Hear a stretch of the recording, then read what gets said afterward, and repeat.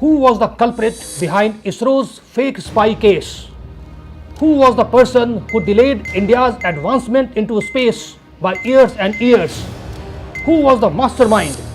Who was the conspirator who falsely implicated the great and innocent ISRO scientist Nambi Narayanan? Who was responsible for ruining the career and life of Nambi Narayanan? Was it a conspiracy by the American intelligence agency CIA, or was it a domestic political game? The vibration of this 24-year-long ISRO spy case was heard on 10th July 2018, where the ways to justice for Nambi has been opened.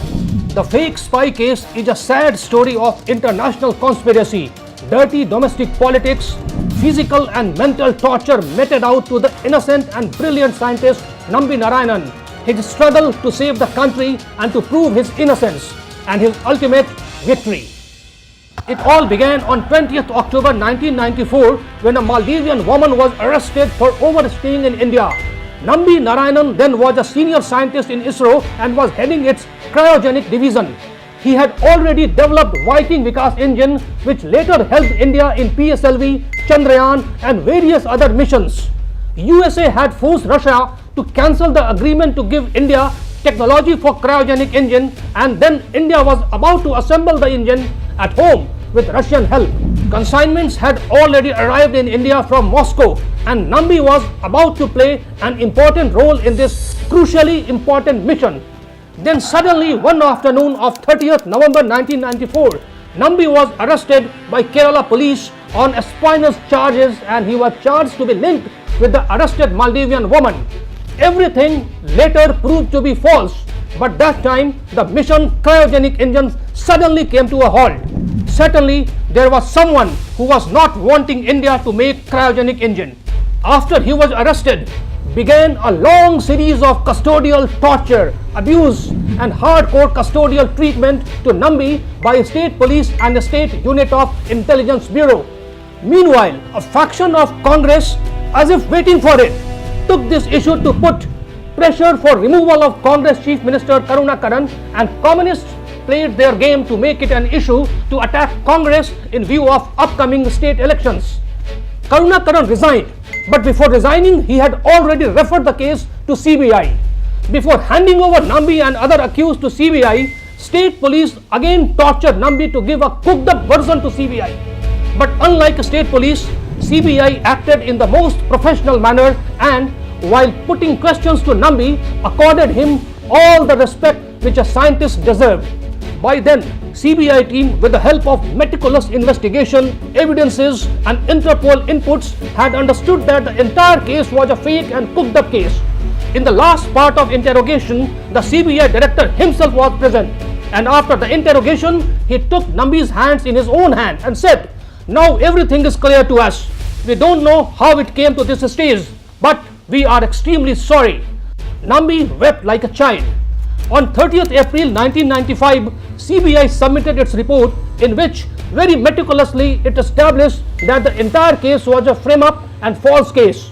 CBI also recommended actions against state police officials for their unprofessional conduct in the matter. The court, after detailed study of the report, accepted the report on 1st May 1995 and discharged Nambi and all other accused. Nambi had won the first battle. But Nambi's troubles were far from over. Very shortly, Communist Party of India Marxist came into power in the state. To shield its state police officials from any action, very surprisingly, it ordered a re-investigation in the matter by state police. Nambi understood the game and he challenged it in Kerala High Court. The matter reached Supreme Court, which after 2 years on 30th April 1998 gave its verdict that Kerala government re-investigation order was malified, that the governance by Communist Party in Kerala was an example of irresponsible governance which was a cause of concern. Nambi had won the second battle. Next, in 2001, National Human Rights Commission ordered the Kerala government to pay Nambi rupees 10 lakhs as compensation. Kerala government got it stayed in High Court, which Nambi challenged in division bench of the High Court, and after 11 years, Nambi won this third battle also when the court ordered the government to pay him the compensation. In 2011, Contrary to CBI recommendation, Kerala government took a decision not to initiate any action against the guilty state police officials. These were the police officials who had destroyed Nambi's career as well as delayed India's progress in space. Nambi challenged this decision in Kerala High Court. Through various stages and counter appeals, the matter reached Supreme Court, and it is this case in which Supreme Court has reserved its order on 10th of July and which may be announced any day now. We hope Nambi wins and the culprits be punished. Ladies and gentlemen, in the entire episode, there were many emotional moments. Nambi's driver not succumbing to pressure for giving a false statement against Nambi. The doctors writing on a piece of paper that details of Nambi's custodial torture was true, and his promise to Nambi that he would always stick to his statement despite any pressure on him. Nambi's helplessly watching his wife collapse at the time of his arrest, and of course the CBI's most professional conduct. Ladies and gentlemen, do you know who was the lawyer on behalf of Nambi in the Supreme Court? The lawyer was Harish Salve, the same Harish Salve who had fought the case of Kulbhushan Yadav in the International Court of Justice. And of course, who was the lawyer on behalf of Kerala government who was trying to harass Nambi? The lawyer on behalf of Kerala government was none other than the lawyer Shanti Bhushan. We know how Congress and Communist Party played their dirty roles in entire episode. As far as international conspiracy is concerned, in his book titled Russia in Space, The Failed Frontier, Brian Harvey discloses that the CIA was involved in fabricating the case to stop India from making cryogenic engine.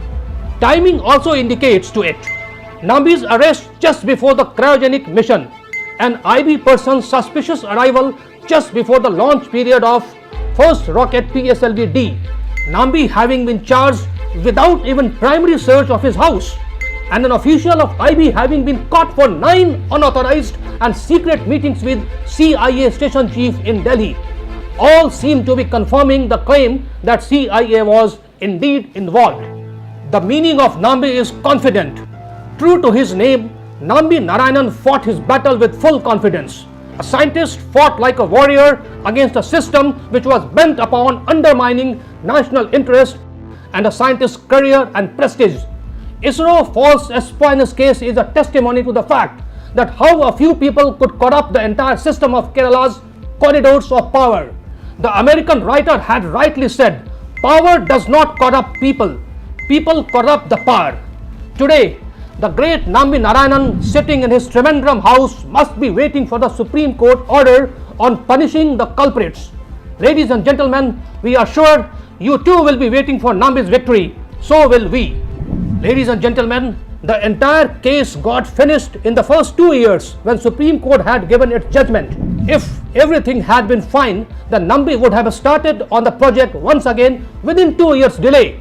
But because Kerala's communist government again started harassing Nambi on one and other instances, Nambi had to fight the case for his prestige, for his innocence, and for other things which was correct and right. And because of that, the entire case once again got dragged for the next 22 years. And that is why the cryogenic mission of India got delayed and delayed and delayed.